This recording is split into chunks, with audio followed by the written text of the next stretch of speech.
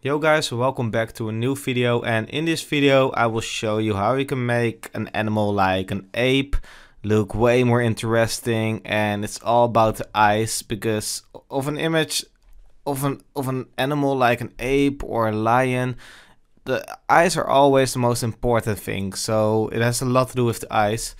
And this filter works for me on every image of an ape. So these are all the images I took of the ape with the same filter, as you can see right here. So this is one, this is another, this is the same one as this one.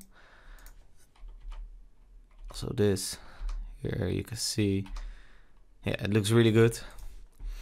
Okay, so the first thing we do is we don't touch the temperature, we don't touch the tint, we don't touch the exposure, but you can adjust it to your liking. If you like it on your picture, you can just boost up the exposure or boost it down if you want to. For the contrast, we'll add a little bit, just we'll add a lot, I think. Yeah, plus 52 looks good. Okay, so for the second thing, we don't touch the highlights, but we do touch the shadows. We do it plus 100. So again, this is just what looks good on the pictures of the apes, but if you would want to boost exposure in your picture, you can, but this is just how I like it on my pictures. So as you can see, the shadow does a lot. So if you do it like minus 100, you don't see anything. Plus 100 is awesome. For the whites, we do plus 17. For the blacks, we do minus 40. And for the clarity, we don't touch the clarity because it makes the image look fake, in my opinion, and this way it looks like a painting. So we don't touch it at all. For the vibrance, we use minus 34, and for the saturation, minus 12. So this gives the image a little bit of an sad look, but we'll give it a lot more color later on. So we move on to the tone curve, and this is just something you could play around for 2 minutes or maybe for 1 hour. So I'm just going to do it like, we'll see, how do we do it? We do it like this. Looks okay. I think 12% is okay. So for the second thing, we don't touch this a lot, just a little bit like this. And we bring this a lot. Do we bring it a lot down? I'm not sure. Let's take a look what looks good. I think this looks okay. So yeah, this is what we're doing with the tone curve. So this is the difference. So we'll bring this a little bit more down. Yeah, like this. This looks good in my opinion. Yeah, like this. Okay, so you can play around with it for a really long time or just for a few seconds. It's up to you, but for this video I'll just take like 1 minute to do it, but most of the time it just takes a really long time. So this is with the tone curve on and this with the tone curve off. We don't touch the HSL, but you can if you want to. So for example, you can bring down the yellow in the background by doing this, but it gives like the image no color at all, so that's the reason why I don't touch it. You can bring down the green if you want to, but yeah, like this way more. And the next thing we do is we touch the split toning.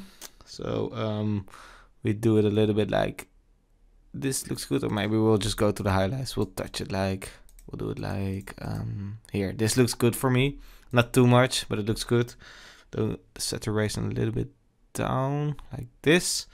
The balance is okay. And for the shadows, we go to blue, like blue, light blue, between light blue and blue, and the saturation is all right. So next thing we do is we add a little bit of sharpening. So we bring it to 57. We'll keep the detail.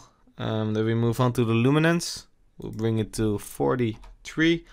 We bring this to 50. You can just do the exact same thing as I'm doing, but yeah, you probably are using a different picture, so just do it how it looks good on your image. And the rest is okay. So now we go, no, lens correction is okay. Effects, we bring a little bit of vignetting, just a little bit, so -7 is all right for me, and the rest is okay. Then we go down to the camera calibration. if that's how you pronounce it. The red, we'll bring it all the way up to +100. This gives it a little bit of yellow tint. For the saturation, we'll bring it also a little bit up to like +38. Looks good, yeah.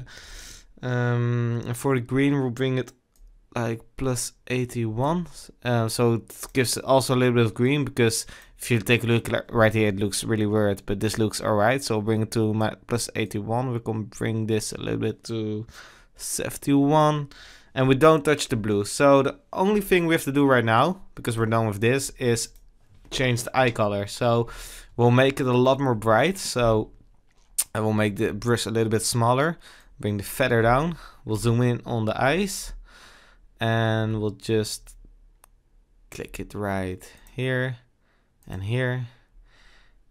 This looks alright. So now we're just gonna play around. You don't have to do the exact same thing as I'm doing. Just play around how you like it.